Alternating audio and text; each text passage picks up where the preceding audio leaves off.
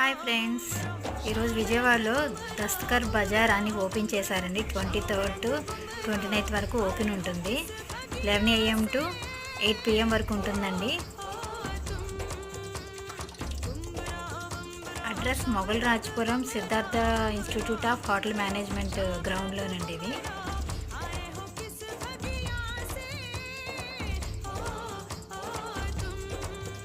Entry ticket 30 rupees. ఈ craft బజార్లో dance program కూడా పెట్టారండి. చాలా బాగుంది బజార్ అయితే. ఒకసారి మీరు కూడా వెళ్ళి చూడండి దగ్గర అయితే.